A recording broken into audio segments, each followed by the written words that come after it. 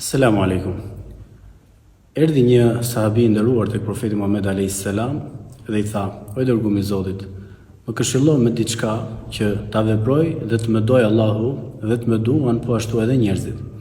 Profeti Muhammed alayhis salam ju kthye në këtë formë: "Mos e duaj këtë dynja që të dojë Allahu dhe mos duaj atë çfarë posedojnë njerëzit që të duan njerëzit." Është një këshill kaq e madhe profetit alayhis salam që besimtari të ruaj ekuilibrat. Pra, mos të zhytet në këtë dynja në atë formë që ta harrojë Allahun, por të kujtoj ahiretin e tij, dhe kur njeriu kujton atë çfarë e pret tek Zoti, i largohet dashuria në zemër për këtë dynja. Po ashtu, ruajtja e balancave në marrëdhënien me njerëzit.